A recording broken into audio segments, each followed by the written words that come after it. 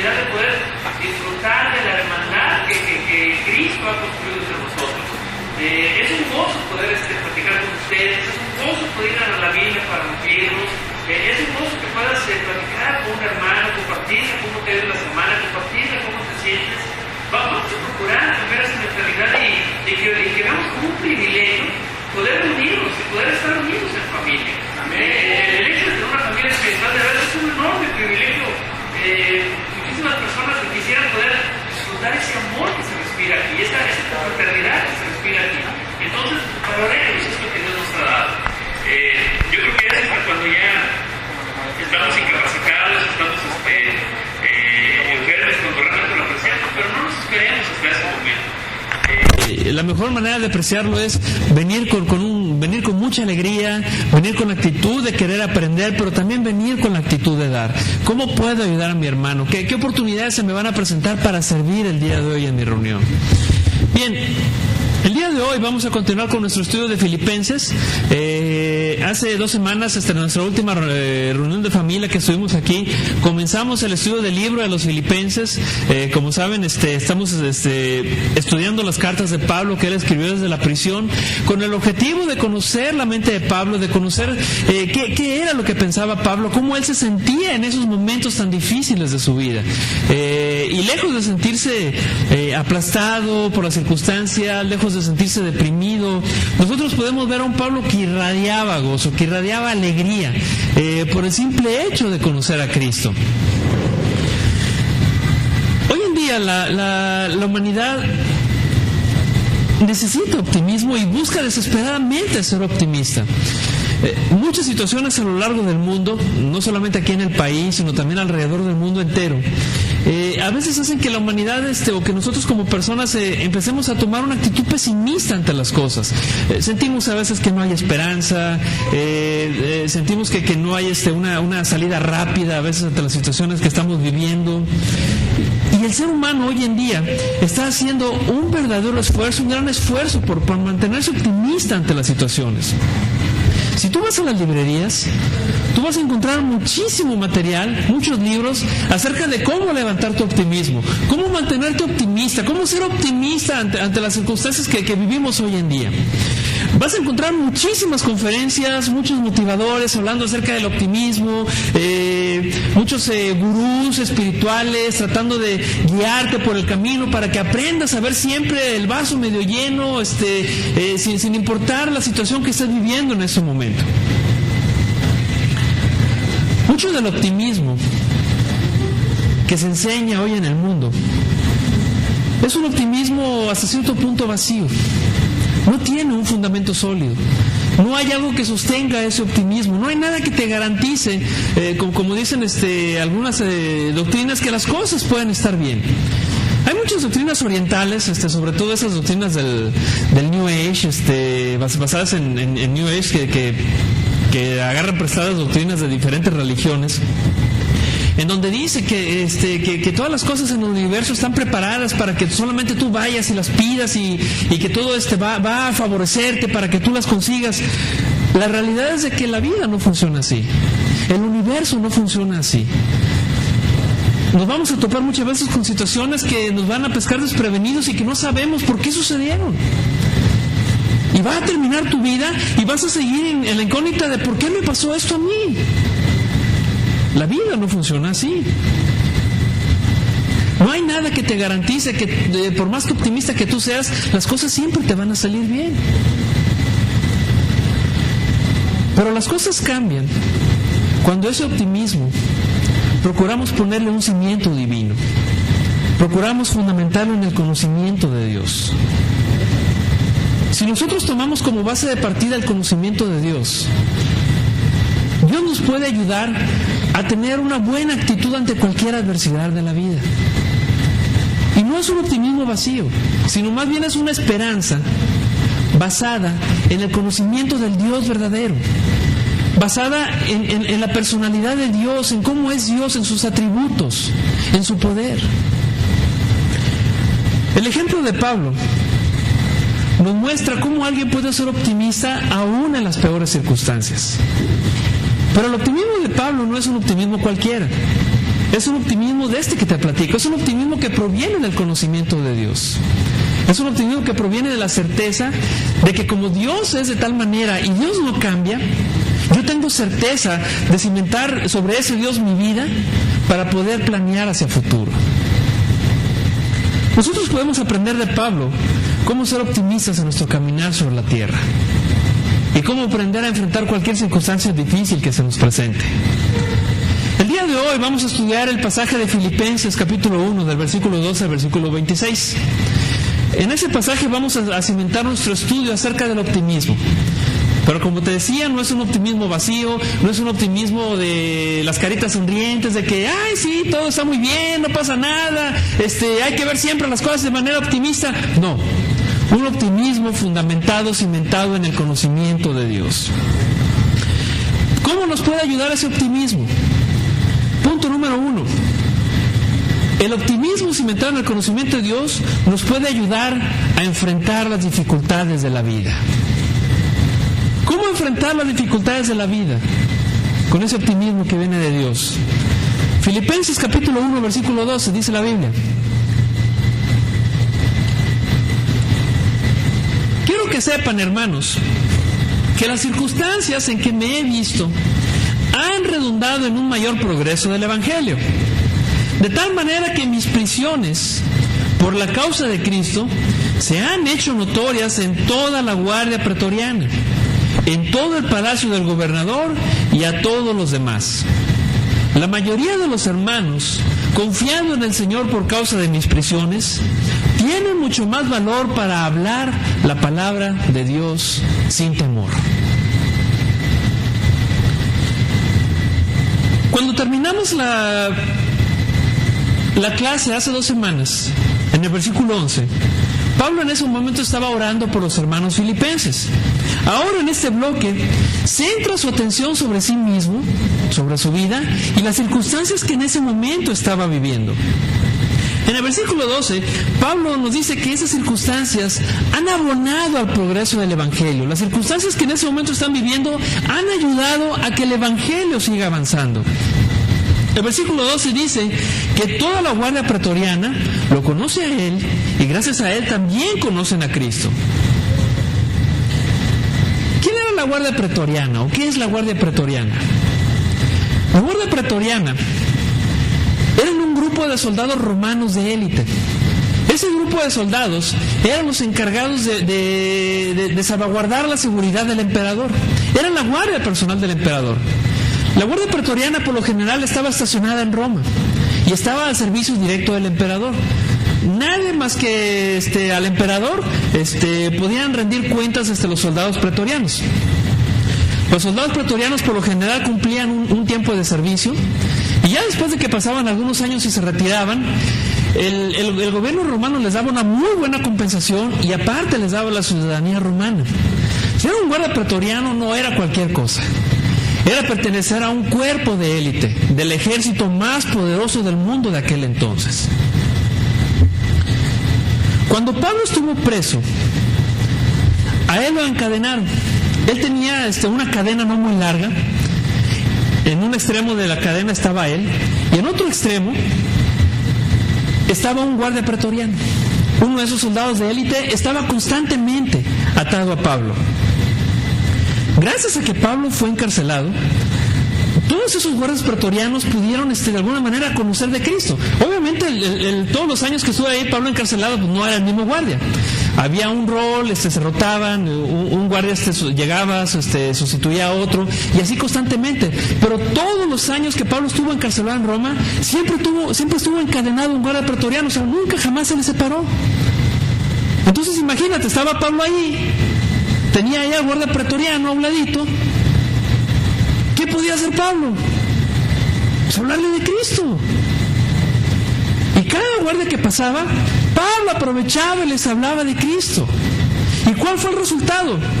Que dice el versículo 13 que toda la guardia pretoriana pudo escuchar de Cristo.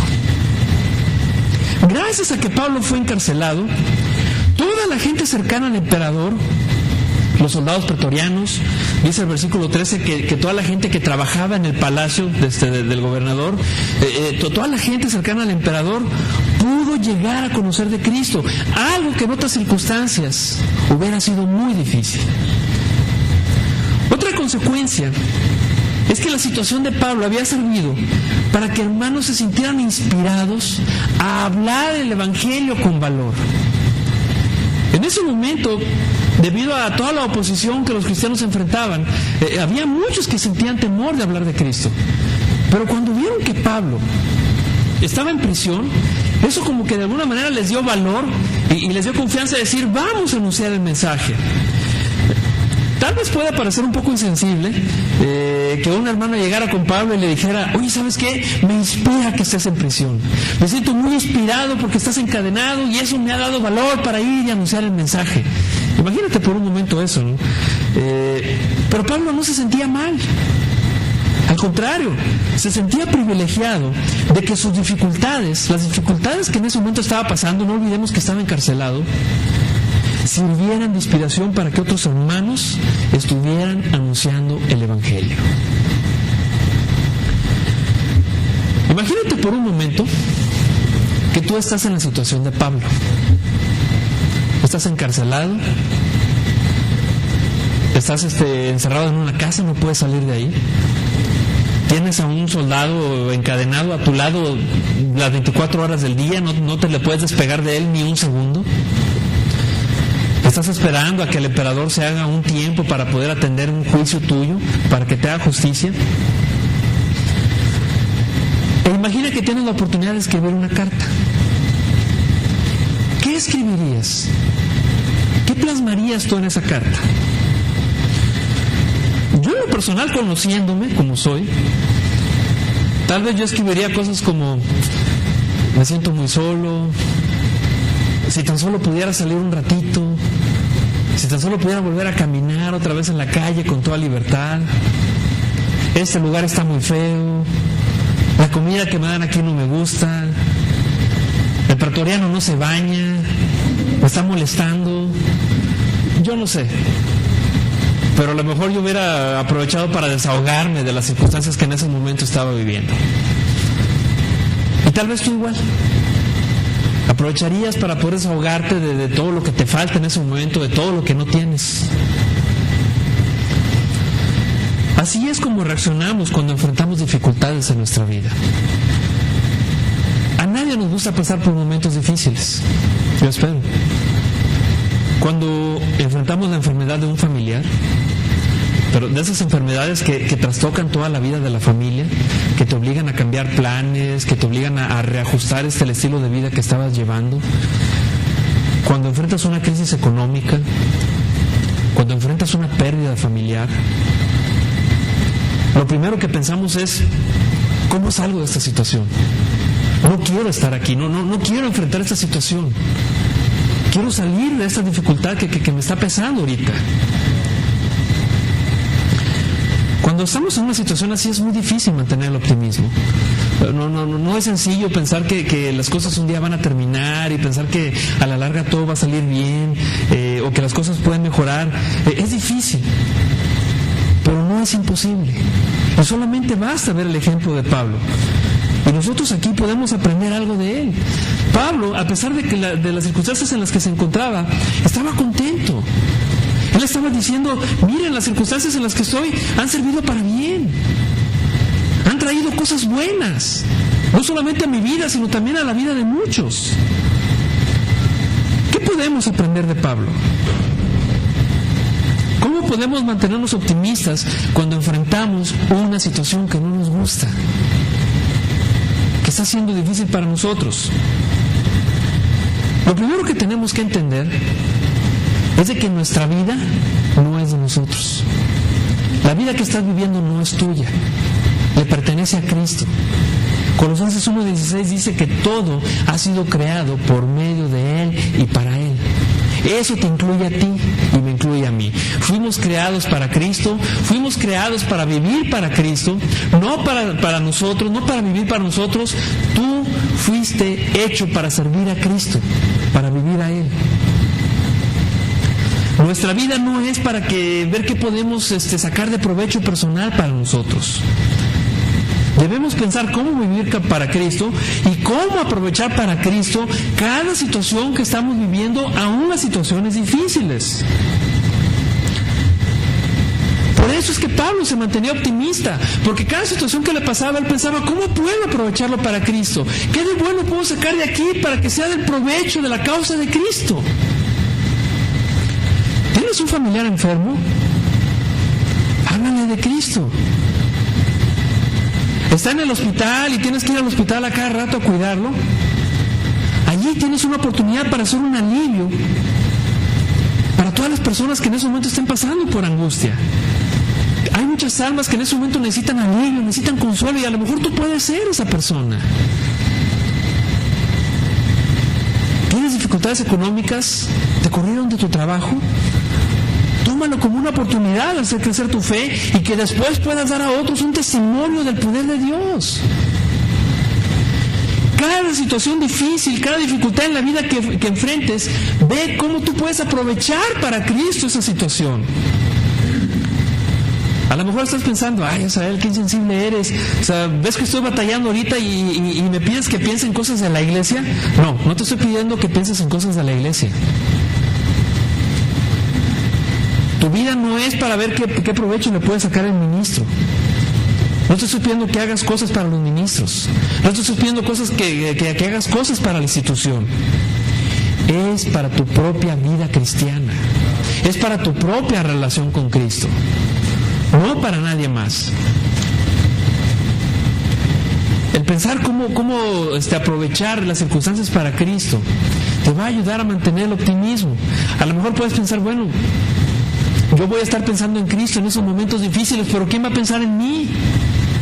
¿Quién va a pensar en mi familia? ¿Quién va a velar por ella? Hay multitud de escrituras donde Dios promete que Él se va a encargar de ti y de tus necesidades si tú le pones a Él en primer lugar.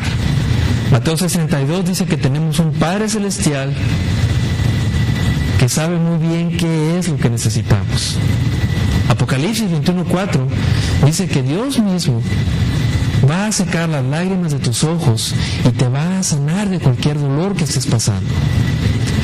Dios va a ser el encargado de darte el sustento, de darte el consuelo, de darte la fortaleza que en estos momentos estés necesitando. Tu papel es pensar cómo puedo aprovechar esta circunstancia para el beneficio de Cristo. Esa es nuestra responsabilidad.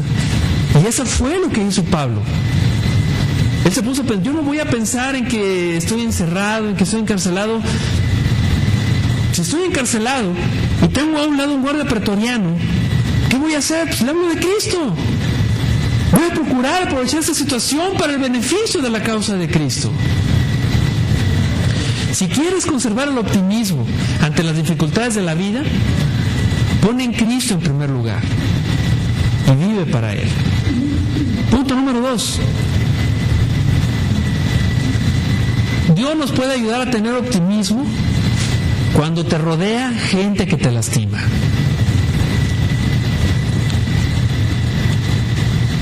Optimismo cuando te rodea gente que te lastima. Versículo 15. Algunos, a la verdad, predican a Cristo el Mesías, aún por envidia y rivalidad, pero también otros lo hacen de buena voluntad.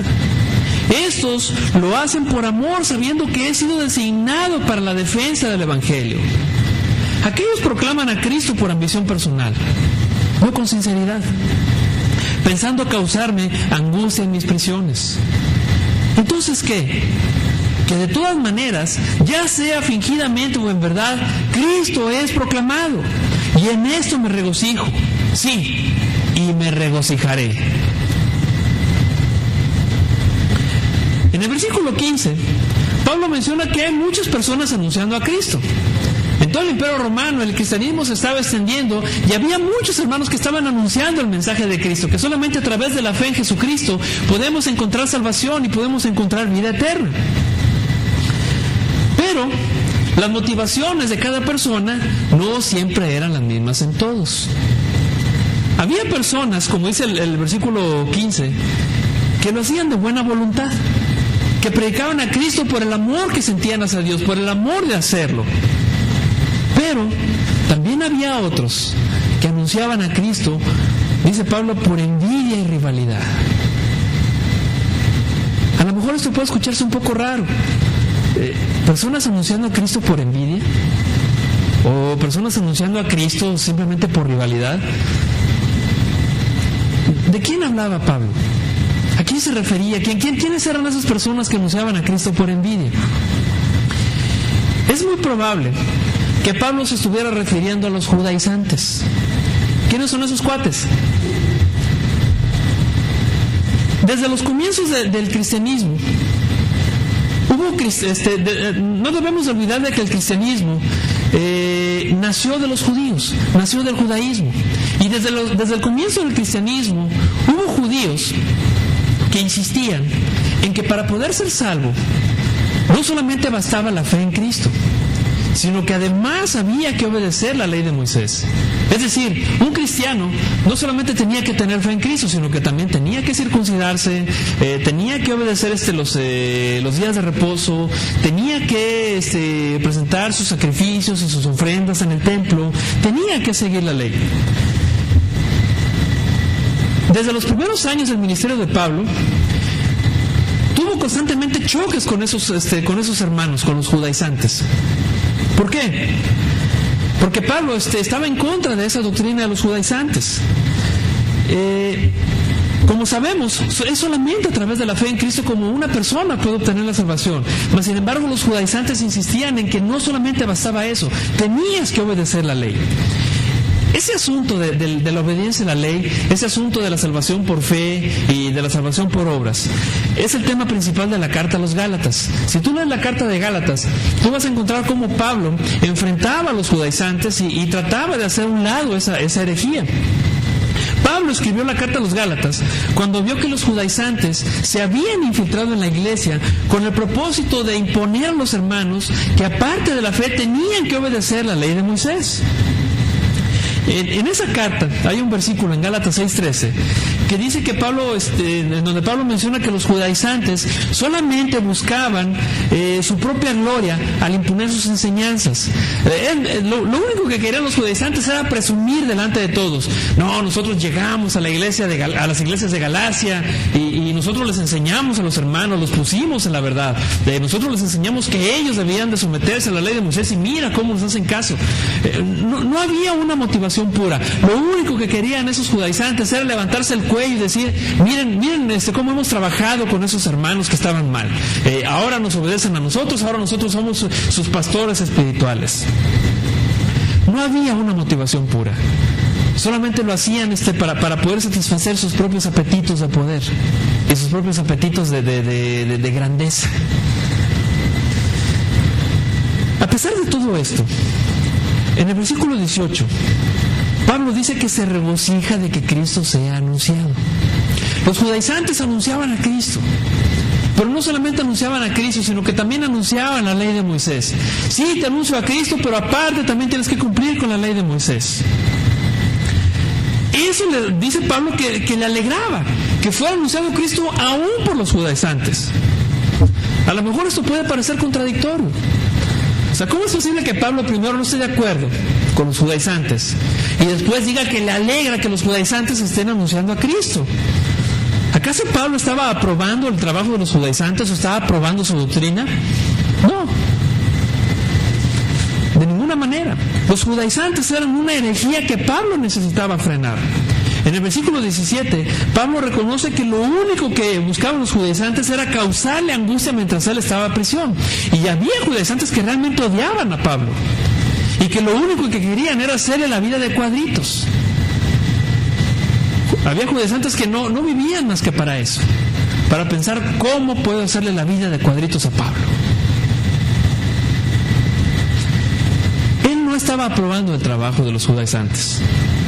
Más bien, lo que a Pablo le daba gozo era que Cristo estaba siendo anunciado, aunque fuera de una manera imperfecta, aunque fuera de una manera errónea, pero Cristo estaba siendo anunciado. Si Pablo tenía que escoger entre un evangelio escondido, tapado, que nadie lo conociera, y un evangelio que se estaba anunciando, aunque fuera de manera imperfecta, Pablo prefería lo segundo. Qué bueno que Cristo está siendo anunciado. Imperfecto y todo lo que tú quieras, pero se está anunciando. La gente está hablando de Cristo. Pablo tenía fe en que Dios es quien dirige la iglesia. En que tarde o temprano Dios iba a encaminar a su iglesia de la manera correcta. Y lo iba a encaminar dentro del conocimiento correcto de la gracia. Aún así, como dice el versículo 16, afuera había hermanos anunciando el evangelio por amor, porque realmente aman a Cristo, porque realmente aman a Dios, porque realmente aman el mensaje, y ese amor los motivaba a anunciar el mensaje del evangelio a las demás personas. Tenían las motivaciones correctas, tenían los cimientos correctos, y eso a Pablo le daba mucha paz. Pablo no tenía el control de lo que hacían los judaizantes. Esas personas solamente se dedicaban a molestar a Pablo, se dedicaban a causarle dolores de cabeza. Pero era algo que estaba fuera del control de Pablo. Él no tenía la posibilidad de ir y hacerles de cambiar de manera de pensar. No estaba en sus manos. Y de la misma manera, nosotros no tenemos el control de cómo actúan las demás personas a nuestro alrededor. El tratar de controlar a las personas en su pensamiento, en sus acciones, es algo que está fuera del alcance de tus manos totalmente. Tú no tienes control sobre eso. De lo que sí tienes el control tú, y tú te puedes hacer responsable, y está en tus manos, es decidir cómo vas a reaccionar ante lo que te hacen las demás personas. De eso tú sí tienes el control. Pablo tomó la decisión de no tomar las acciones de los judaizantes de manera personal. Los judaizantes me quieren causar dolores de cabeza, yo no lo tomo personal, me conformo con que anuncien a Cristo, y eso me alegra. Que me quieren causar dolores de cabeza, yo no me voy a meter en eso. Yo solamente me voy a alegrar de que estén anunciando a Cristo. No voy a dejar que las acciones de los judaizantes me lastimen. No les voy a dar el gusto de que esos dolores de cabeza que me quieren provocar realmente sucedan. Muchos judaizantes realmente tenían el objetivo de lastimarlo, pero Pablo tomó la decisión de no dejarse lastimar. A tu alrededor va a haber gente que te va a fallar. Va a haber personas que te van a decepcionar. Va a haber personas que te van a lastimar, inconscientemente o con toda la intención. Tú no tienes control de eso. Tú no puedes controlar eso. Tú no puedes controlar en qué momento alguien te va a fallar o no. Pero lo que sí puedes decidir es permitir o no permitir que las acciones de los demás afecten tu propia persona, afecten tu estado de ánimo, afecten a tu espíritu. Si hay personas que te lastiman a tu alrededor, toma la decisión de no tomártelo personal. No lo tomes personal. Decide que las acciones que hagan otros no te afecten. Y eso yo me quiero referir particularmente a los que son líderes.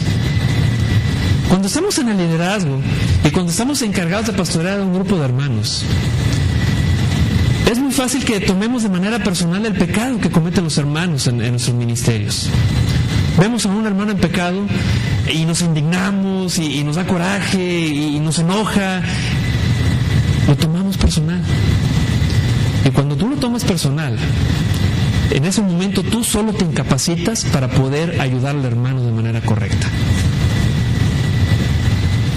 Los líderes no podemos tomarnos de manera personal las situaciones que pasan en la iglesia ni que pasan en tu ministerio. No te puedes dar ese lujo. Tienes que aprender a dejar que esas cosas no te afecten para que tú puedas tener un punto de vista muy objetivo sobre cómo tratar después las situaciones. ¿Qué hacer si de repente hay personas que me rodean y que me quieren lastimar? ¿Cómo debo reaccionar? haz lo que sea Pablo. Gózate de los buenos frutos que puedes obtener de esas situaciones. Él se gozaba de que Cristo estaba siendo anunciado por las acciones de los judaizantes. Y se conformó con eso y se alegró con eso. Todo lo demás no permitió que eso lo afectara. A lo mejor tú puedes pensar, bueno, ¿qué de bueno puedo obtener de que mi familia me critique? ¿Qué de bueno puedo obtener de la envidia que hay en mi trabajo? No sabría decírtelo. Cada caso es único. Y es posible que a lo mejor requiera una larga reflexión antes de que tú puedas alcanzar a visualizar cuál es el fruto que tú puedes obtener de la gente que te rodea y que te quiere lastimar. Yo en lo personal, cuando paso por situaciones así, de gente que me lastima o gente que hace cosas que me hacen daño, yo acudo a Romanos 6, en donde dice que si yo tengo una mentalidad espiritual y si yo reacciono de manera espiritual, el resultado va a ser vida y paz para mí. Y yo creo que tú puedes hacer lo mismo. Si hay gente que te lastima a tu alrededor, recuerda a Romanos 8:6 y siempre procura actuar de manera espiritual. Eso va a traer vida y va a traer paz a tu corazón. Algo que las personas a tu alrededor, si tienen la intención de dañarte, no poseen. Y eso tarde que temprano va a marcar la diferencia. Punto número 3. Dios nos ayuda a tener optimismo cuando hay un futuro incierto en nuestras vidas. Versículo 19.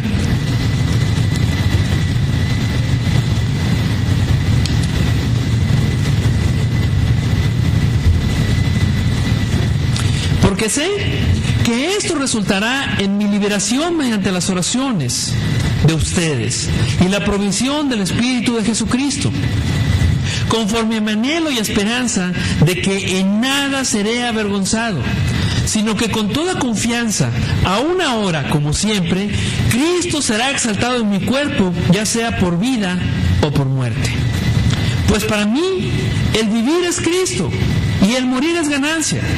Pero si el vivir en la carne, eso significa para mí una labor fructífera, entonces no sé cuál escoger, porque de ambos lados me siento apremiado. Teniendo el deseo de partir y estar con Cristo, pues eso es mucho mejor. Sin embargo, continuar en la carne es más necesario por causa de ustedes. Y convencido de esto, sé que permaneceré y continuaré con todos ustedes para su progreso y gozo en la fe, para que su profunda satisfacción por mí abunde en Cristo Jesús a causa de mi visita otra vez a ustedes. Optimismo ante un futuro incierto. En el versículo 19, Pablo nos transmite la seguridad que él tenía de que toda la situación que le estaba pasando, su encarcelamiento, sus aflicciones, el juicio con el emperador, todo iba a ayudarle a él en su desarrollo espiritual. Y al final, ese desarrollo espiritual se va a traducir en su salvación, en la salvación de su alma. Ese desarrollo espiritual Pablo se lo atribuye en el versículo 19 a las oraciones que los filipenses estaban haciendo por él y también a la provisión que el Espíritu Santo hacía para él. Pablo estaba bien seguro de que era gracias a esas oraciones que los demás hermanos hacían por él, que él crecía espiritualmente y que él tenía las fortalezas para enfrentar cualquier situación que se le presentaba enfrente. Que el mismo Espíritu Santo le dotaba de lo necesario para andar en el camino de la salvación, en ese camino de crecimiento espiritual. Cuando tú oras por un hermano, tú estás abonando a su desarrollo espiritual. Le estás ayudando a que él crezca espiritualmente, a que él se desarrolle espiritualmente. Lo estás ayudando en su camino de salvación. Por eso, yo quiero reiterar la importancia de que estemos orando unos por otros. Cuando oramos unos por otros, nos estamos ayudando a ser salvos, nos estamos ayudando a crecer espiritualmente. Estamos permitiendo que el Espíritu Santo llegue y nos provea de lo que necesitamos para seguir en este camino. No es más que gracias a las oraciones como juntos podemos llegar un día al camino de salvación. No dejemos de orar unos por otros. Siempre en tus oraciones tómate el tiempo para orar por tus hermanos, para orar por tus amigos, para orar por aquel hermano que está débil. Yo creo que es la mejor manera en la cual tú lo puedes amar, orando por él. Pablo estaba esperando un juicio. Estaba encarcelado, estaba esperando a que el emperador lo juzgara. ¿Cuál iba a ser el juicio del emperador? Pues en ese momento él no lo sabía. Podía declararlo inocente y liberarlo, o podía declararlo culpable y en ese momento mandarlo a ejecutar. Pero Pablo no le daba mucha importancia al resultado del juicio.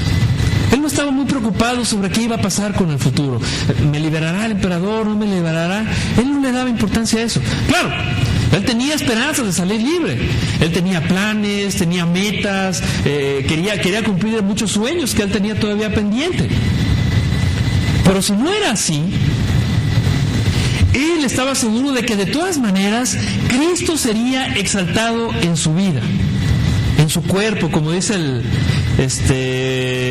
como dice el versículo 20, Cristo será exaltado en mi cuerpo, ya sea por vida o por muerte, ya sea que me liberen y tenga vida, o ya sea que me condenen y sea ejecutado, como quiera Cristo se va a exaltar en mí, y como quiera Cristo va a ser glorificado.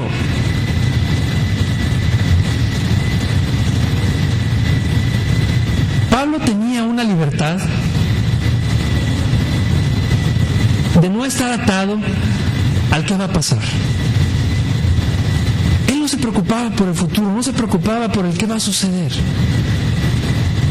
Independientemente de lo que fuera, él estaba convencido de que Cristo sería exaltado. ¿No sería maravilloso que nosotros pudiéramos tener esa paz ante la incertidumbre que muchas veces representa el futuro? ¿No sería maravilloso que nosotros nos libráramos de ese pesado qué va a pasar? ¿Qué va a suceder? El futuro es algo que constantemente nos carcome. Preguntas como ¿qué va a pasar conmigo? ¿Qué va a pasar con mis hijos? ¿Qué va a pasar con esta situación? ¿Qué va a hacer de mí en el futuro? ¿Mis hijos estarán bien? ¿Mi familia estará bien? ¿Estaré mal? ¿Lograré aquellos sueños que estoy buscando? ¿Alcanzaré aquellas metas que estoy buscando? El qué va a pasar es una pregunta que nos desgasta, nos quita energía, nos roba fuerzas. Muchos vivimos constantemente preocupados por el qué va a suceder en el futuro. Y la verdad es de que muchos constantemente vivimos preocupados. O sea, si tú ahorita estás preocupado, es porque tú no sabes qué va a pasar con una situación que a lo mejor ahorita te está afectando. ¿En qué va a desembocar? ¿Cómo va a terminar? Pablo no vivía preocupado. Y eso que él estaba enfrentando una posible sentencia de muerte. En el versículo 21 nos dice, si vivo, es ganancia para Cristo. Y si muero, también es ganancia para Cristo. Cualquiera de las dos. Me da igual el futuro. Lo importante es de que Cristo está presente en el futuro, independientemente de cuál sea. La única incertidumbre que se le presentaba a Pablo, lo único que lo preocupaba es, ¿qué será mejor? ¿Vivir o morir? Imagínate, era la única preocupación que tenía. Si quisiéramos nosotros tener esa preocupación, ¿qué será lo mejor, vivir o morir? Nosotros estamos preocupados por otras cosas, a lo mejor más triviales, sobre el dinero, sobre los recursos materiales, los bienes materiales, una vida profesional.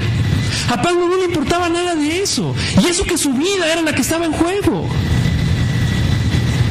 En el versículo 22, Pablo confiesa que no sabe qué escoger.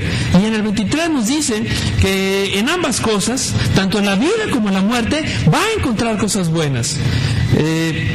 Si moría, pues ya iba a estar con Cristo en la eternidad. Su unión con Cristo estaría completamente realizada. Ya no sería una unión solamente espiritual, ya sería una unión completa con Cristo. Y era lo que Pablo más anhelaba. Pero si se quedaba, como dice el versículo 22, sería una labor que le permitiría seguir cosechando fruto para Dios. Al final, ya después de su disertación, en el versículo 24 dice, continuar aquí en la carne, continuar en esta vida, es más necesario por causa de ustedes. Pablo decide que quiere seguir viviendo, que anhela que el futuro continúe él aquí en la tierra, ya que eso redundaría en un beneficio para la iglesia. Aún y con todos los inconvenientes de la vida, aún y con todos los sufrimientos que él estaba pasando, él prefiere seguir en este mundo.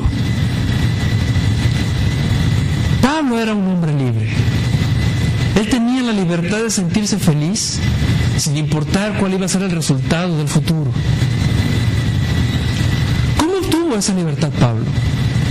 ¿Cómo podemos obtener nosotros esa libertad?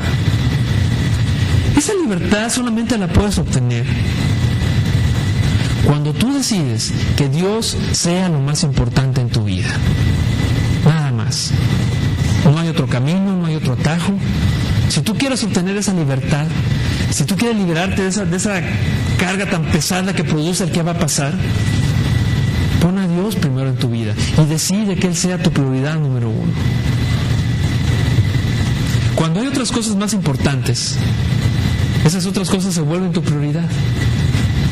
Y por lo general son cosas en las que nosotros basamos nuestros talentos, nuestros esfuerzos, nuestros recursos. Nosotros, hermanos, somos seres limitados. Tenemos limitado el tiempo de vida. Tenemos limitadas nuestras fuerzas. Tenemos limitada nuestra capacidad intelectual. Somos seres limitados. Los logros que podemos alcanzar son limitados. Y el hecho de que exista un límite hace que nosotros nos preocupemos por el qué va a pasar. Pero si nosotros quitamos esas prioridades y ponemos en primer lugar a Dios, que no tiene límites, ya no hay futuro por qué preocuparse. Te quitas esas preocupaciones de tu vida. Cuando tú decides entregar tu vida a Dios, Él te da la libertad de estar atado a esa incertidumbre. Porque sabes que cualquier cosa que suceda, Dios tiene el control, Dios está presente en tu futuro y tú te vas a beneficiar de cualquier decisión que Él tome para ti.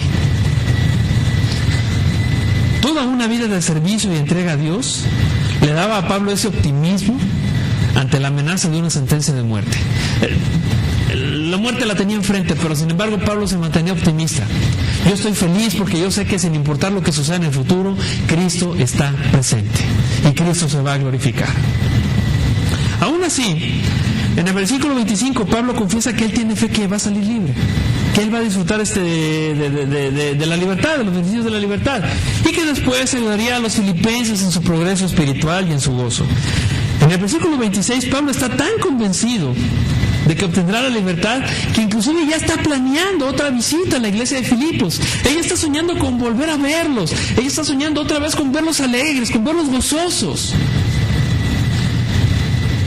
Gracias a la misericordia de Cristo.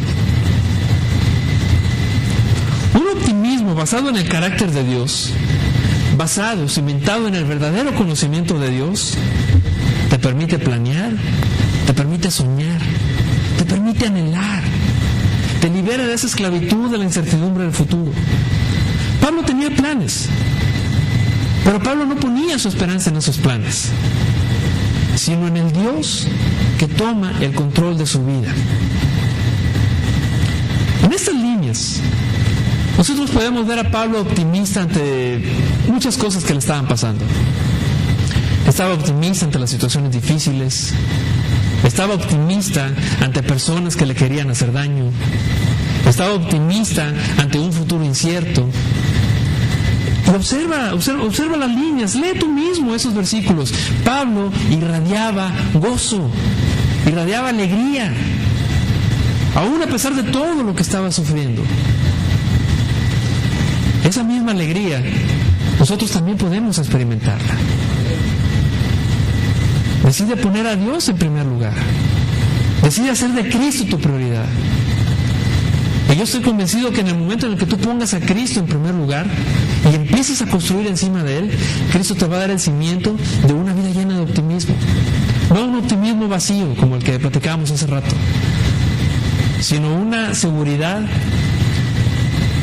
de que Dios no cambia, una seguridad de que Dios te ama por sobre todas las cosas y de cualquier cosa que te suceda en la vida, Dios tiene preparado algo grande para ti. Vamos ahorita a separarnos por charlas para comentar, pasar tiempo discipulado acerca de lo que aprendimos en esta tarde. Y solamente te pido por favor que me acompañes a hacer una oración. Después de la oración vamos a tener unos anuncios y ya después de los anuncios vamos a separarnos en nuestros tiempos de charla. Padre, quiero darte muchas gracias en esta noche, Padre, por tu palabra. Gracias, Señor, porque a través de ella tú nos infundes el ánimo que necesitamos para enfrentar las dificultades de esta vida, Señor.